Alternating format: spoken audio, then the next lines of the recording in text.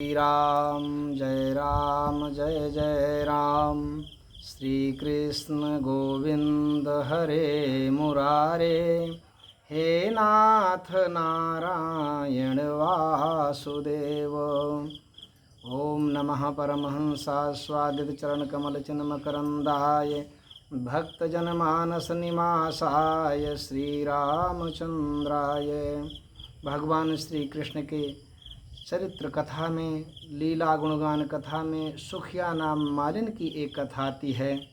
इसी सुखिया मालिन का अनुकरण करके तुकाराम ने अपनी भक्ति को सिद्ध करके भगवान के दर्शन किए थे। सुखिया नाम की मालिन भगवान के दर्शन के लिए विह्वल रहती है। रोज जा कर के ब्राह्मणों के पास कथा सुनती थी और कथा सुनने के बाद नंद भगवान के आनंद में पधारती थी, लेकिन भगवान कभी बाहर नहीं निकलते थे, इसलिए भगवान के दर्शन नहीं हो पाते थे। बड़ी चिंतित थी कि कब भगवान के दर्शन हों, भगवान को गोद में बैठाऊं, उनको लेकर हृदय से लगाऊं, प्यार करूं और मेरा हृदय आनंदित हो जाए। इस प्रकार से उसने एक दिन एक ब्राह्मण देवता से पूछा, ब्राह्मण देवता, भगवान के दर्शन कैसे होते हैं? ब्राह्मण देवता ने कहा कि तू कुछ व्रत कर। उसने कहा कि मैं तो बहुत गरीब हूँ, व्रत कैसे करूँ? तब ब्राह्मण ने कहा कि चल 21,000 बार भगवान का नाम रोज जप, भगवान मिल जाएंगे। कहा कि ये भी बड़ा कठिन काम है, कुछ न कुछ घर का काम करना पड़ता है। तब बहुत उपाय बताने पर जब कोई उसके अनुकूल न हुआ तो ब्राह्मण देवता ने कहा कि अच्छा ठीक है, तो कथा श्रवण करने के बाद 108 बार धीरे धीरे भगवान का भजन करते हुए नंद बाबा के महल की परिक्रमा किया करना। बस वो तैयार हो गई और प्रतिदिन प्रातःकाल ब्राह्मणों के मुख से भगवान का सुंदर गुणानुवाद श्रवण करने के बाद और जाके नंद बाबा के महल की 108 बार परिक्रमा लगाती थी। एक दिन ब्राह्मण देवता ने कहा कि 3 वर्ष में तुझे भगवान के दर्शन हो जाएंगे। 3 वर्ष व्यतीत हो गया, लेकिन भगवान बाहर न निकले, ना तो सुखिया मालिन को दर्शन ही हुआ। तब वह व्याकुल हो गई और एक दिन हट करके बैठी कि आज तो मैं नंद बाबा के आंगन से तब तक न जाऊंगी जब तक भगवान के दर्शन नहीं कर लूँगी, कन्हैया मुझे दर्शन नहीं दे देगा। तब मालिन टोकरी में फल फूल भरे हुए और वहीं बैठ करके विह्वल होके भगवान के सुंदर कीर्तन में मग्न हो गई। आँखों से प्रेम की आंसू बहने लगी और मन विह्वल सा हो गया। भगवान तो भक्ति के वश हैं। भगवान को लगा कि मालिन अब मेरे दर्शन किए बिना नहीं जाएगी। दृढ़ निश्चय किया है, जो मोरे मन दृढ़ विश्वासा, राम ते अधिक राम कर दासा। इधर भगवान को ब्राह्मण के वाक्य की पूर्ति भी करना है कि ब्राह्मण ने तो कह दिया है कि 3 वर्ष में दर्शन हो जाएंगे, आज 3 वर्ष पूरा हो गया। मालिन जब विह्वल हो के नेत्र से आंसू की झड़ी लग गई भजन करते करते, तो भगवान आंगन से दौड़े दौड़े आए और जाकर मालिन से कहा कि मैया मैं लाला हूँ, मुझे फल दे दो।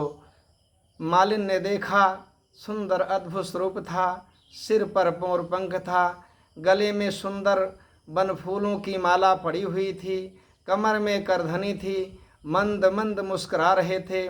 सोचा कि कुछ देर तो भगवान का सत्संग हो जाए, अगर फल दे दूंगी तो भागकर फिर ये महल में घुस जाएंगे। तो उसने कहा कि मैं तो फल बेचती हूँ, फल देती नहीं हूँ, कुछ अनाज ही ला के दे दो। भगवान दौड़े दौड़े गए और अपनी अंजुली में कुछ अनाज भर के आने लगे। मालिन बड़ी दुखी हुई कि मैंने तो भगवान से बदलौना ले लिया, अब पता नहीं कृपा करेंगे भगवान मेरे ऊपर या नहीं करेंगे। भगवान ला के उसकी टोकरी में अनाज डाल दिया। कहा कि अब तो दे दे मैया मुझे फल। तब उसने कहा कि लाला मेरी गोद में तू बैठ जा, थोड़ा फल खिला देती हूँ तुझे अपने हाथ से। मालिन की गोद में उछल के भगवान बैठे, हृदय से लगाया, स्नेह किया और सुंदर सुंदर फल भगवान के हाथों में देने लगी। भगवान के हाथ फल से उसने भर दिए और तब भगवान का सुंदर दर्शन करते करते जब प्रेम विह्वल हुई तो भगवान उठ करके और अपने नंद बाबा के महल में यशोदा मैया के आंचल में जा कर के छुप गए। मालिन वहाँ से उठी और धीरे धीरे मालिन अपने घर की ओर आने लगी। जब प्रेम से भगवान को पुकारोगे, दृढ़ मन करके पुकारोगे, संतों की वाणी में, ब्राह्मणों के, आचार्यों के वाक्य में विश्वास करोगे कि भगवान मिलेंगे, तो जब मोरे मन प्रतीत दृढ़ सोई, मिली हैं राम सगुन शुभ होई, अवश्य भगवान आपको मिलेंगे। घर में जाके उसने टोकरी खोला तो टोकरी रत्नों से, मोतियों से, माणिक्यों से भरी हुई थी। बड़ी आनंद विभोर हुई कि धन्य हो प्रभु, मुझ गरीबिन के जन्म जन्मांतर की दरिद्रता दूर किया और दर्शन भी दिया।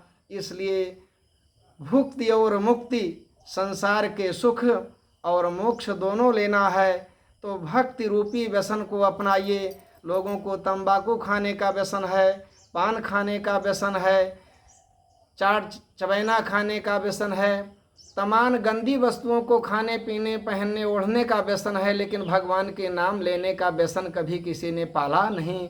जब तक भगवान के नाम लेने के व्यसनी नहीं हो जाओगे, भगवान के चरणों में बिना भजन किए, बिना प्रणाम किए भोजन आदि का त्याग करोगे, तब आपको भगवान अवश्य मिलेंगे।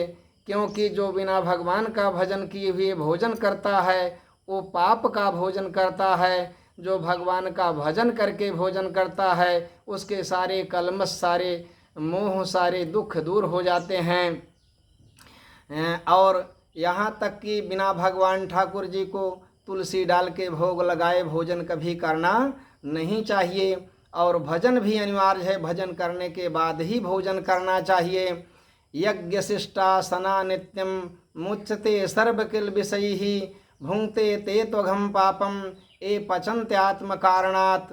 भगवान का भजन करने के बाद जो भोजन प्रसाद रूप में ठाकुर जी का लिया जाता है वो सभी पापों से मुक्त कर देता है। बिना भजन किए, बिना तुलसी दल डाले, बिना ठाकुर जी का भोग लगाए जो भोजन करते हैं वे साक्षात पाप को ही खाते हैं। इसलिए उनके मन में विकार होने से कभी भगवान की भक्ति उनके सन्निकट आती ही नहीं है। इस प्रकार सुखिया मालिन की कथा से आप सब कुछ त्याग करके भगवान के भजन का व्यसनी बनो कि बिना भजन किए हम कुछ भी करेंगे नहीं। बोलिए श्री गोविंद भगवान की जय।